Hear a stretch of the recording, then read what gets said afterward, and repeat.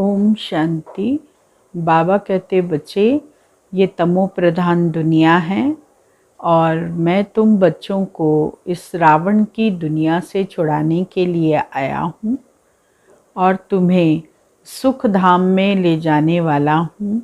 तुम बच्चों को यही पुरुषार्थ करना है और पुरुषार्थ करके सतयुगी दुनिया में जाने के लायक बनना है। यहाँ बनेंगे तब तुम उच्च पद की प्राप्ति भविष्य में कर सकते हो। 23 तारीख की वाणी है। मीठे बच्चे, रावण की मत पर कोई भी विकर्म मत करो। पतितों को पावन बनने का रास्ता बताओ। प्रश्न है, सयाने सेंसिबल बच्चे कौन सा पुरुषार्थ करते हुए एक श्रीमत का ध्यान अवश्य रखेंगे। सेंसिबल बच्चे उच्च पद पाने के लिए निरंतर याद में रहने का पुरुषार्थ करते हुए सदैव इस श्रीमत का ध्यान रखेंगे कि हमको निमित्त बन अनेक आत्माओं का कल्याण करना है। जो बहुतों का कल्याण करते हैं उनका कल्याण स्वतः ही हो जाता है। गीत बजा है, तकदीर जगाकर आई हूँ। ओम शांति। बच्चों की बुद्धि में अभी नई दुनिया और पुरानी दुनिया दोनों हैं, क्योंकि बच्चे जानते हैं पुरानी दुनिया का विनाश अभी होने वाला है और नई दुनिया बाप ही रचते हैं। बच्चे जानते हैं शिव की जयंती भी मनाते हैं, रात्रि भी मनाते हैं। दोनों अक्षर का अर्थ दुनिया में कोई नहीं जानते। शिव जयंती अर्थात शिव का जन्म। अब यह तो मनुष्य का जन्म मनाते हैं, शिव का जन्म तो होता ही नहीं। समझते नहीं कि जन्म कैसे लेते हैं। श्री कृष्ण का तो गाया हुआ है कि उनका जन्म हुआ। शिव जयंती के लिए कोई वर्णन ही नहीं है। गाया हुआ भी है, परम पिता परमात्मा ब्रह्मा द्वारा स्थापना करते हैं। क्या ऊपर सूक्ष्म वतन में बैठ किसको प्रेरणा करते हैं? यह तो हो नहीं सकता। याद तो करते ही हैं पतित पावन बाप को। जब बाप खुद आकर समझाए तब मनुष्यों की बुद्धि में बैठे। यह ड्रामा में होने के कारण बाप को आना ही है संगम पर। तुम बच्चे जानते हो कि बाप आया हुआ है, परंतु अभी तक ऐसा कोई मुश्किल ही समझते हैं। यह ओपिनियन में कोई नहीं लिखते हैं कि बरोबर परमात्मा ब्रह्मा द्वारा भारत को फिर से श्रेष्ठाचारी सतयुगी दुनिया बना रहे हैं। यथार्थ रीति कोई समझते नहीं हैं कि बाप आया हुआ है, स्वर्ग की राजाई का वर्षा दे रहे हैं, राजयोग सिखला रहे हैं। हजारों आते हैं, फिर कोई ठहरते हैं, उनसे भी आते आते फिर घटते जाते हैं। कितने तमो प्रधान बुद्धि बने हैं जो इतनी सहज बात समझ नहीं सकते। बाप कहते हैं मामेकम याद करो तो तुम्हारे विकर्म विनाश हो जाएं। यह योग अग्नि है जिससे तुम सतो प्रधान बन जाएंगे। कोई भी विकर्म नहीं करो। विकर्म कराने वाला है रावण, उनकी मत पर नहीं चलो। कोई को दुख न दो। बाप आया है पतितों को पावन बनाने। बाबा कहते हैं तुम्हारा भी यही धंधा है। रात दिन यही चिंतन करो, हम पतितों को पावन बनने का रास्ता कैसे बताएं। रास्ता बहुत सहज है। योग बल से ही हम सतो प्रधान बनेंगे। यह है अविनाशी सर्जन की दवाई। यह कोई मंत्र आदि नहीं है, यह तो बाप को सिर्फ याद करना है। कितना क्लियर समझाते हैं। कल्प कल्प यह समझाया था। गाते भी हैं ज्ञान भक्ति वैराग्य। वैराग्य किसका? इस पुरानी छी दुनिया का। पुरानी दुनिया में बिल्कुल पाप आत्मा बन गए हैं। कहते भी हैं पतित पावन लिबरेटर आओ। लिबरेट किससे करना है? दुख से, रावण राज्य से। रावण को अंग्रेजी में ईवल कहते हैं। तो कहते हैं शैतान राज्य से मुक्त कर घर ले चलो। हमारा गाइड बन साथ ले चलो। जैसे कोई जेल से छुड़ाए बहुत प्यार से घर में ले जाते हैं। बेहद का बाप सब बच्चों को खात्री देते हैं। तुमको हम जेल से छुड़ाने आया हूँ। मेले प्रदर्शनी में भी यह मॉडल रूप में दिखाया गया है। कैसे सब जेल में पड़े हैं, फिर भी मनुष्य कुछ समझते थोड़े ही हैं। बाबा कितना सहज रीति समझाए विश्व का मालिक बनाते हैं। कहते हैं मुझे याद करो तो तुम्हारे पाप कट जाएंगे। तुम सतयुग के मालिक बन जाएंगे। कितना सहज है। कोई भी धर्म वाला समझ जाए। बताना चाहिए फलाना धर्म कब स्थापन होता है। अंत में सभी आत्माएं अपने अपने सेक्शन में चली जाएंगी। फिर शुरू होगा देवी देवता धर्म। ब्रह्मा द्वारा स्थापना यह लिखा हुआ है। त्रिमूर्ति का चित्र है नंबर 1। त्रिमूर्ति और गोला इस चित्र पर बिल्कुल क्लियर समझाया जा सकता है। यह भी समझाया है एक है शांति धाम, दूसरा है सुख धाम और यह है दुख धाम। इस दुख धाम से चाहिए वैराग्य। अब भक्ति की रात पूरी हुई, सत्युग त्रेता का दिन शुरू होता है।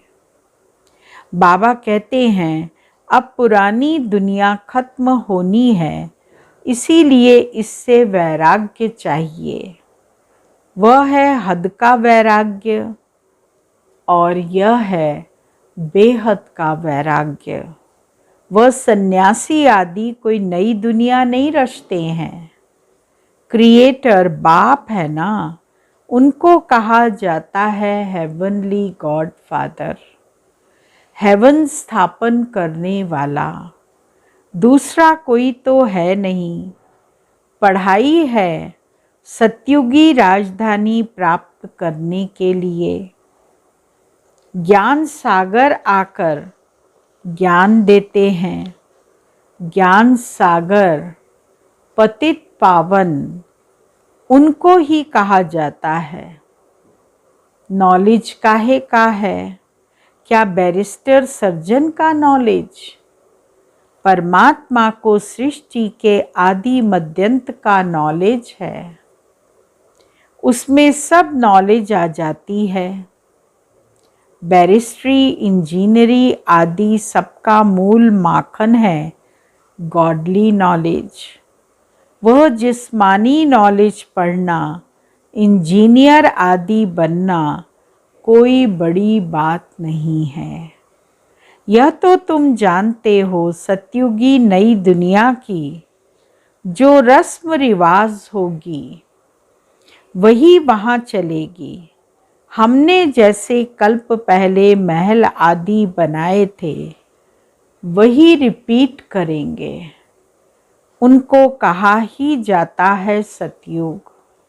वहाँ की रस्म रिवाज को मनुष्य नहीं जानते। वहाँ कैसे हीरे जवाहरातों के महल बनते हैं। वह गाए ही जाते हैं 16 कला संपूर्ण निर्विकारी। जो रस्म रिवाज होगी उस अनुसार राजाई चलेगी। यह ड्रामा में नूंद है। आत्माएं अपना पार्ट बजाएंगी। मकान कैसे बनाएंगे, कैसे रहेंगे, वह सब नूंद है। जैसे इस पुरानी दुनिया की चलती है वैसे उस दुनिया की चलेगी। यहाँ है असुर, वहाँ है देवता। शास्त्रों में यह बातें कुछ नहीं हैं। ज्ञान और भक्ति गाते भी रहते हैं। ब्रह्मा का दिन, ब्रह्मा की रात। ब्रह्मा का ही नाम लेते हैं, विष्णु का नहीं। ब्रह्मा ही विष्णु हो जाते हैं। ब्रह्मा सरस्वती विष्णु के 2 रूप लक्ष्मी नारायण हैं। इसीलिए बाबा ने समझाया है कि लक्ष्मी नारायण ही 84 जन्म बाद यह बनते हैं। ब्रह्मा सरस्वती साधारण रूप में जब हैं संगम युग पर तो ब्रह्मा सरस्वती हैं, और जब भविष्य में जाते हैं तो लक्ष्मी नारायण के रूप में जन्म लेते हैं और फिर राजाई करते हैं। इसीलिए बाबा ने समझाया है कि लक्ष्मी नारायण ही 84 जन्म बाद यह बनते हैं। राजयोग की तपस्या करते ही यहाँ हैं, सूक्ष्म वतन में नहीं। यज्ञ आदि भी यहाँ रचा जाता है। बाबा समझाते हैं यह अंतिम यज्ञ है। फिर सतयुग त्रेता में कोई यज्ञ नहीं होता। किस्म किस्म के यज्ञ रचते हैं। बरसात नहीं हुई तो यज्ञ रचेंगे। कोई भी दुख आता है तो यज्ञ रचते हैं। समझते हैं यज्ञ से दुख टल जाएंगे। यह तो सबसे बड़ा यज्ञ है। जिस ज्ञान यज्ञ से सारी सृष्टि के दुख टल जाते हैं। यह है राजस्व अश्वमेघ अविनाशी ज्ञान यज्ञ। सब इसमें स्वाहा हो जाएंगे। कितनी अच्छी रीति समझाया जाता है। बाबा ने भी यज्ञ रचा आकर। राजस्व अश्वमेघ यज्ञ, अनेकानेक यज्ञ दुनिया में चलते हैं। भिन्न भिन्न प्रकार के यज्ञ करते हैं। कोई शांति का यज्ञ करता है, कोई ग्रहों के लिए करता है, कोई पितरों के लिए करता है, कोई आत्माओं के लिए करता है। भिन्न भिन्न प्रकार के यज्ञ रचे जाते हैं। परंतु बाबा जो है वो जो यज्ञ रचते हैं उसमें सब कुछ तमो प्रधान चीज़ें स्वाहा होने वाली हैं। दिल्ली में मंडप बनाया, मेला किया है, यह भी अच्छा है। मंडप बनाने में कोई देरी थोड़ी लगती है। यह जो हॉल के लिए इतना हैरान होना पड़ता है, इससे तो अपना मंडप ले लो। हॉल नहीं मिलते हैं, बहुत महंगे मिलते हैं। तो इसीलिए बाबा कहते एक मंडप अपने पास रखो, हॉल के बराबर। जहाँ भी प्रोग्राम करना हो वहाँ मंडप लगाकर हॉल बना दिया, प्रोग्राम कर लिया और फिर समेट लिया। छोटे छोटे गांव के लिए तो छोटा मंडप भी बना लो। गांव आदि में बत्ती आदि न हो तो दिन में भी प्रदर्शनी हो सकती है। अपना ही सामान हो, लोन पर क्यों लेवें। बाप डायरेक्शन दे रहे हैं प्रदर्शनी कमेटी को, वाटर प्रूफ मंडप बना लेवें, भल बरसात पड़े हर्जा नहीं। बाबा जब दिल्ली गया था तो ठंडी में भी मंडप में जाकर भाषण करते थे। ठंडी के लिए तो सबको गर्म कपड़े हैं, प्रदर्शनी के लिए तो कितने भी मंडप बना सकते हो। कोई विघ्न न डाले, अच्छा इंश्योरेंस कर दो। सर्विस तो करनी होती है ना, समझाना भी है, बाप का पूरा परिचय देना है। अभी तो हम बाप के साथ हैं, ज्ञान सागर बाप से हमें ज्ञान मिल रहा है। सतयुग में ज्ञान की दरकार नहीं रहती। बाप कहते हैं मैं सद्गति के लिए आया हूँ, फिर रावण से दुर्गति होती है। सद्गति दाता तो एक बाप ही है, कितना क्लियर समझाया जाता है, परंतु खुद समझते नहीं, सिर्फ कह देते हैं। यह मनुष्यों के लिए बहुत अच्छा है, बाकी खुद समझें उसके लिए फुर्सत नहीं। बड़े बड़े लोगों को भी कितना जायज़ समझाते हैं। सिर्फ यह समझो कि बाप कैसे श्रेष्ठाचारी दुनिया बनाते हैं। श्रेष्ठाचारी बनाना बाप का काम है, तब तो बाप को पुकारते हैं, गाते रहते हैं दुख हरो सुख दो। यह भी समझते हैं बाप आएगा तो हम बलिहार जाएंगे, श्रीमत पर एक्यूरेट चलेंगे। फिर भी बाप की श्रीमत पर चलते नहीं। मनुष्यों को तो पता नहीं भगवान क्या चीज़ है, सर्वव्यापी कह देते हैं। अरे पतित पावन भगवान तो एक है ना, वह सर्वव्यापी कैसे होगा। फिर भी सब भगवान कहलाएं। भगवान कोई छोटा बड़ा थोड़े ही होता है। प्रदर्शनी में भी यह भी दिखाया है, कोई मांस खाते हैं, कोई लड़ते हैं, क्या यह सब भगवान करते हैं। उस समय मनुष्य खुश होकर चले जाते हैं। बाहर गए फिर वहाँ की वहाँ रही, बाहर गए तो सब भूल गए। जब तक प्रदर्शनी में रहते हैं तो अच्छा अच्छा करते हैं, गर्दन हिलाते हैं, और बाहर जाने से सब भूल जाते हैं। सिर्फ प्रजा बनती है। राजा बनने के लिए कितना माथा मारते हैं, हाथ सब उठाते हैं राजा बनने के लिए। फिर 507 रोज के बाद देखो तो है ही नहीं। बाबा पूछेंगे कि राजा महाराजा कौन बनना चाहते हैं, तो हाथ उठा देंगे, लेकिन कोई 10 दिन, कोई 12 दिन, कोई 7 दिन के बाद दिखाई नहीं देते। माया कितनी जबरदस्त है, झट फंसा देती है। राजधानी स्थापन करना कितना डिफिकल्ट है। धर्म स्थापन करने में डिफिकल्टी नहीं है, वहाँ कोई असुरों के विघ्न थोड़े ही पड़ते हैं। यहाँ बच्चे कहते शादी नहीं करेंगे, तो बाप कहता शादी तो ज़रूर करनी है। शादी बगैर दुनिया कैसे चलेगी। अरे शादी न करना तो अच्छा है ना। शादी नहीं करेंगे तो बच्चे भी नहीं होंगे, बर्थ कंट्रोल हो जाएगा। बाबा समझाते हैं अब जो करेगा सो पाएगा। आगे चलकर बहुत जल्दी जल्दी बनेंगे। तुम बच्चे जानते हो, जैसे कल्प पहले स्थापना हुई थी वैसे ही होगी।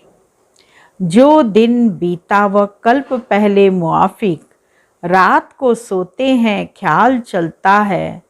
आज सारा दिन जो पास हुआ वह ड्रामा अनुसार, फिर कल जो होना होगा सो ड्रामा अनुसार होगा।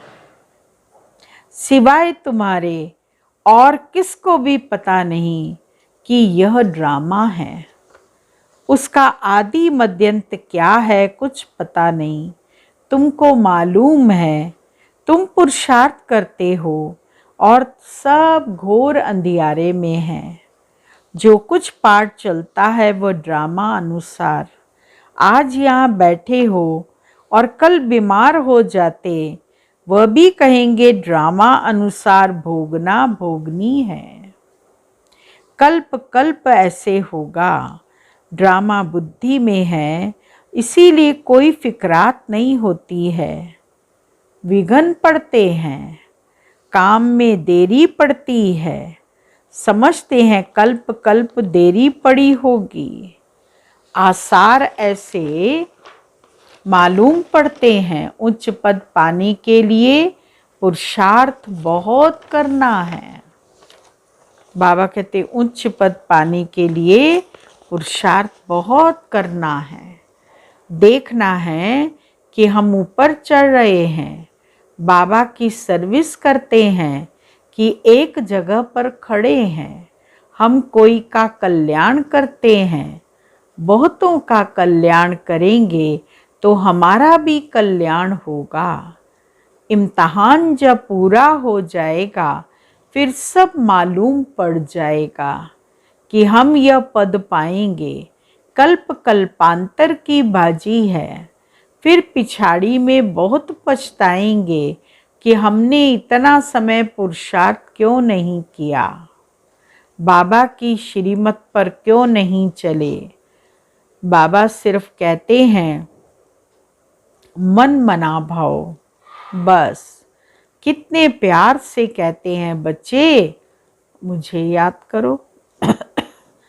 औरों को भी रास्ता बताने की सर्विस करो। क्यों नहीं पुरुषार्थ कर उच्च पद पाना चाहिए।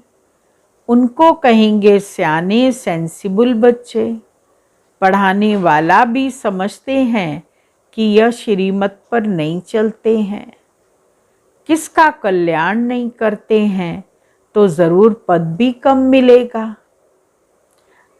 जितना बहुतों को रास्ता बताएंगे उतना उच्च पद पाएंगे। अपने लिए सर्विस करनी है, जो करेगा सो पाएगा। तो पुरुषार्थ करना चाहिए कि हम क्यों नहीं ऐसी सर्विस करें। कहाँ प्रदर्शनी होती है तो वहाँ हाफ पेपर भी जाकर सर्विस करते हैं, कोई तो फुल पे भी छोड़कर सर्विस करते हैं। बाबा कहते बाल बच्चों के लिए कुछ चाहिए तो भेज दें।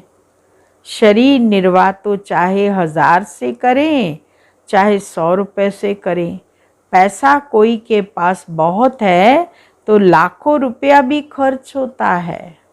बाबा तो कहते भल तुम घास काटते हो, सिर्फ बाप को याद करो तो 21 जन्मों के लिए स्वर्ग का मालिक बन जाएंगे।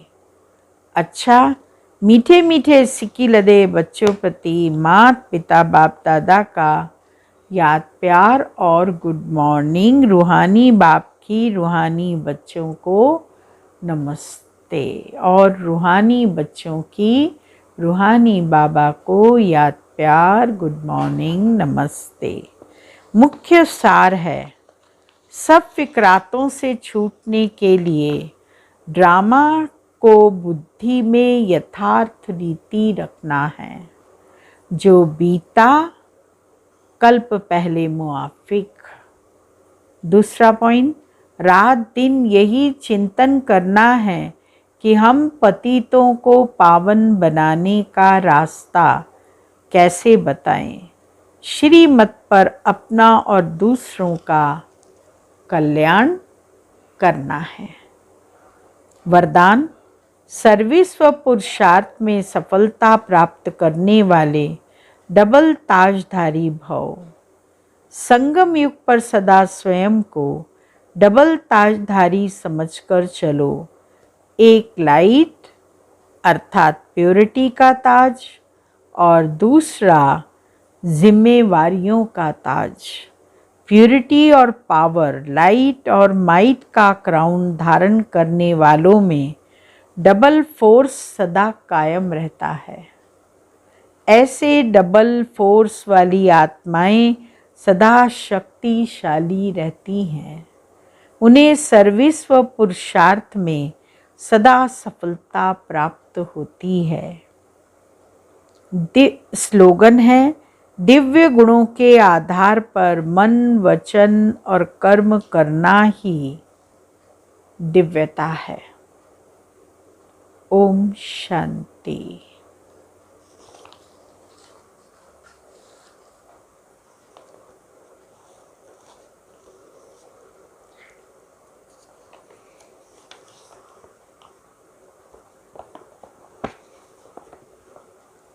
अव्यक्ति इशारे का पॉइंट है आज का, एक बाप दूसरा ना कोई। यही आपकी अखंड अटल साधना है। यह अखंड अटल साधना वहाँ अखंड राज्य का अधिकारी बना देती है। यहाँ का छोटा सा संसार, बाप दादा, मात पिता और बहन भाई वहाँ के छोटे संसार का आधार बनता है। ओम शांति।